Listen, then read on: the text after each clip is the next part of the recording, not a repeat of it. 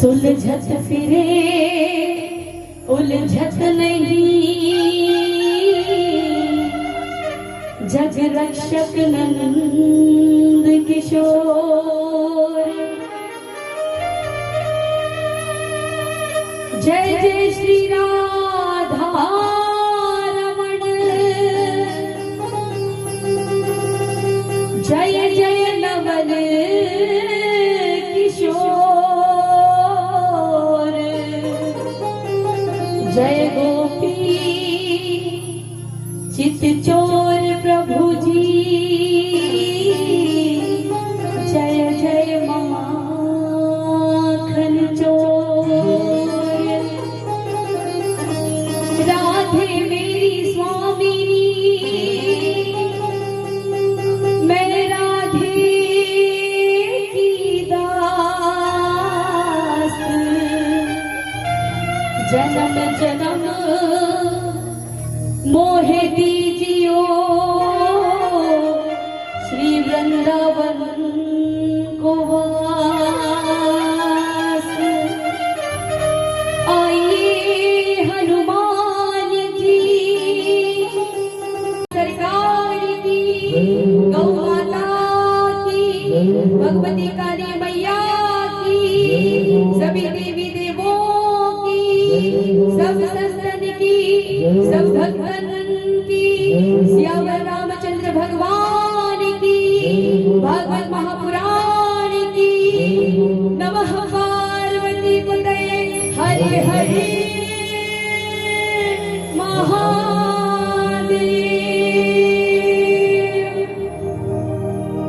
नारी शिक्षी पिता तुल्य बड़ी वसु भाई और समस्त संगीताचार्य ब्राह्मण देवता, आप सभी विराजमान हैं। आइए कथा में प्रवेश करने से पहले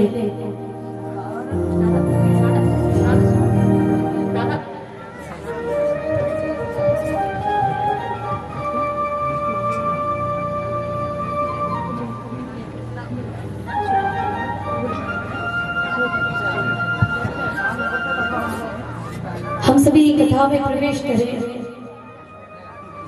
कथा में प्रवेश करने से पहले हमने कहा था कि घर की चिंता परेशानी बातें चुगली भी करेंगे पर पंडाल के बाहर। अभी हम देख रहे हैं कुछ लोगों ने खंबा ढूंढ लिया कि कहाँ खंबा टिक कहाँ सकते हैं।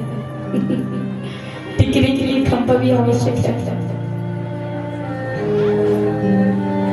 कहते क्या करें, मन ही नहीं लगता, ऐसे ही बैठ जाए तो पीठ दर्द कर जाती है। तो सोचा कि खंबा की आड़ मिल जाए, और नहीं तो घर से अपनी सहेली को लेकर आते, चल कथा सुनाने लेके चलती हूँ। सहेली कहती है अरे नींद आती है कथा में। सहेली कहती अरे चिंता क्यों करती है, नींद आ जाए तो मैं तो बैठी रहूंगी बाजू में, मैं तेरे बाजू में ही बैठूंगी, मुझसे ही टिक के सो जाऊंगा। तो हम कहते हैं कि अगर सो रही है तो पंडाल में आके सो जाओ, कोई समस्या नहीं है। और रोज ही कह रहे हैं कथा में, घर में सोने से अच्छा यहाँ आके भगवान का नाम सुनकर भी आप इधर सो जाते हो तो कोई समस्या नहीं है। किसी की गाली, किसी हिंसा को देखकर, बुरे विचार मन में लाकर या बुरे कार्यों को करके और घर में आराम से सोने से अच्छा, या बाहर किसी से लड़ने झगड़ने से अच्छा, अगर नींद भी आ रही है घर पे सोते उससे अच्छा पंडाल में आके सो जाओ, कोई समस्या नहीं।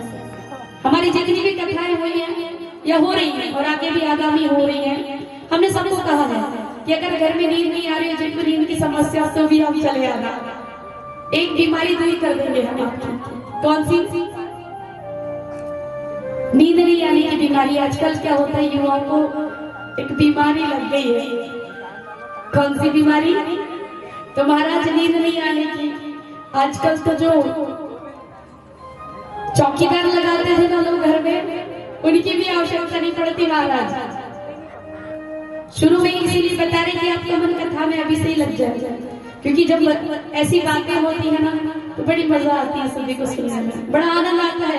बड़े आनंद के साथ सभी सुनते हैं कि आप कितनी अच्छी बातें बता रहे हैं, और ज्ञान की बातें बताएंगे तो सारा पांडव सो जाएगा।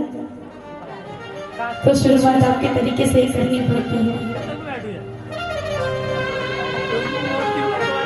तो जितनी चिंता है, जितनी घर की बातें हैं, हम करेंगे, अवश्य करेंगे, बाद में करेंगे।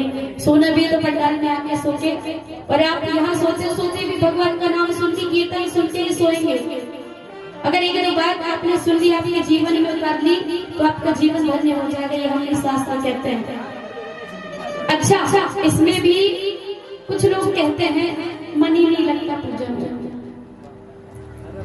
मन ही नहीं होता कथा सुनने का। महाराज क्या बताएं, जैसे सुनते हैं जाना पड़ेगा, इतनी दूर पहले तो पैदल जाना है और जहाँ बैठना है बैठे रहो। वो बताते रहते हैं, हम सुनते रहते हैं, बोर हो जाते हैं। तो हमें भी पता है कि इंसान, मनुष्य, उनकी प्रवृत्ति है, बोर हो जाते हैं।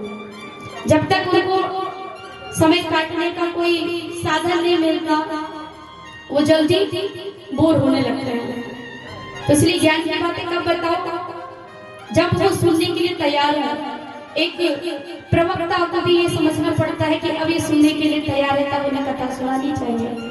अगर वो आकर ज्ञान की बातें बताना शुरू कर दे तो आप तो कहेंगे ये क्या बता रहे हैं, बता तो बड़ा अच्छा रहे, पर सब सबके ऊपर से बाहर, आगे आगे पार्ट और पीछे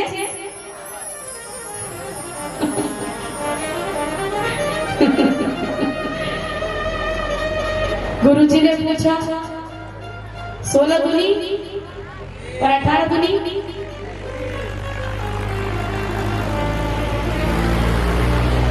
और कुछ ऐसे भी रहते हैं कि 16 का 1000 कर देते हैं, 1000 के 16 वाले बड़े कम रहते हैं। ऐसी कथा में भी रहता है कि कई बार सुनते कुछ है, समझते कुछ है और करते कुछ है कि नहीं, उन्होंने बताया था कथा में। देखिए, जीवन हरि नाम के लिए मिला है। अगर आप कथा में रोज आ जाए, अगर आपने कपिल भगवान और देवहूति संवाद अगर सुना है, जंतु रचना सुनी है, तो आप इस बात को समझ पाएंगे कि जब हम माँ के गर्भ में होते हैं तो भगवान से प्रार्थना करते हैं, विनती करते हैं, गिड़गिड़ाते हैं, क्योंकि हमें बहुत कष्ट हो रहा होता है उस समय। लोग कहते हैं कि नरक में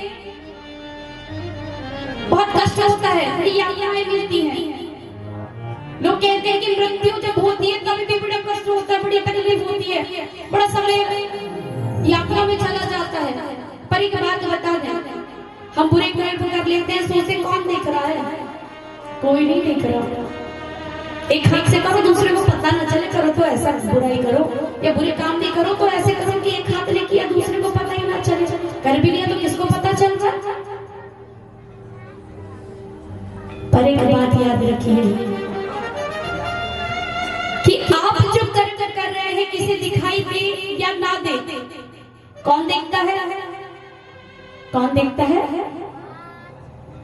अच्छा, ये तो बड़ी अच्छी बात है। भक्तजनों में, श्रोताजनों में आपने एक बड़ा सुंदर जवाब दिया, भगवान देखते हैं। अच्छा, पूछिए क्यों देखते हैं? पूछ लीजिए, अभी भी यही सवाल कर रहे हैं, आपको सभी को उत्तर देना है। प्रश्न पूछिए। क्योंकि वो देख सकते हैं, हम नहीं देख सकते, आप नहीं देख सकते, वो भगवान है, वो देख सकते हैं। वो सब कुछ देख रहे हैं, सुन रहे हैं, और सबका लेखा जोखा तैयार हो रहा है। डरा नहीं रहे। हमारा काम आपको भयभीत करना नहीं है, शास्त्रों में जो लिखा है अवगत कराना है। क्योंकि जब हम पेट में होते हैं तो भगवान से बड़े वादे करते हैं कि भगवान हमें बड़ा कष्ट हो रहा है। और एक बात और कि कर्मों की सजा मिलती है या नहीं। हमने बुरा तो कर लिया, कौन देख रहा है, एक हाथ करो, दूसरे को पता ही नहीं चलता। पर ये हमें गलत सोच के, गलत कर्म और गलत विचार और कई पाप कर जाते हैं कि कौन देख रहा है। पर भगवान देखता है, क्योंकि वो देख सकते हैं, उसे कुछ नहीं छुपा है। जैसे आप ये मोबाइल में सब कुछ देख लेते हो ना, ऐसे ये तो अभी का है विज्ञान। आप सोचिए, ये विज्ञान इतना अपडेट है, मोबाइल में आप सब कुछ देख लो, कहाँ बैठे, कौन क्या कर रहा है। वो तो साक्षात परमात्मा है, वो कितने अपडेट होंगे, ये भी तो सोचिए।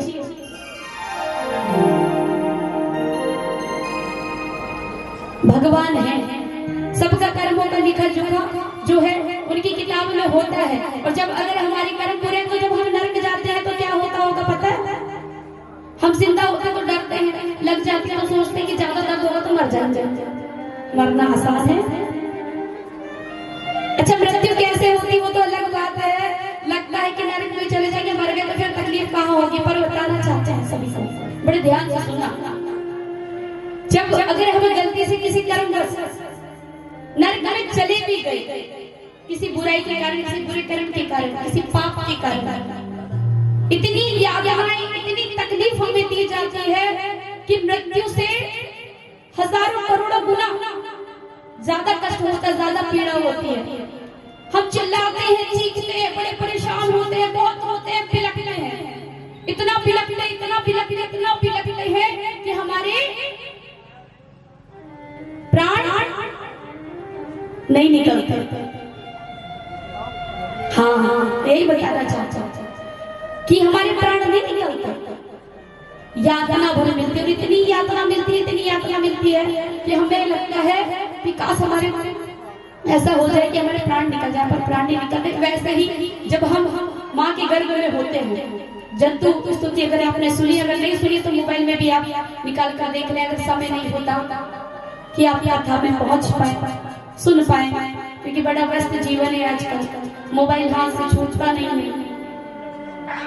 मोबाइल हो गया मतलब भगवान है।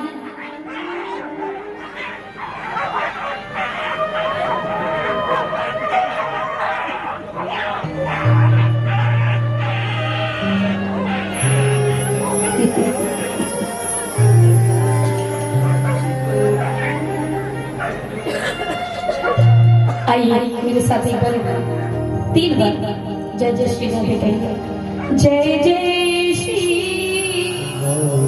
जय जय श्री, जय जय श्री राधे। तो हम बड़े रोते हैं, तड़पते हैं, बिलखते हैं।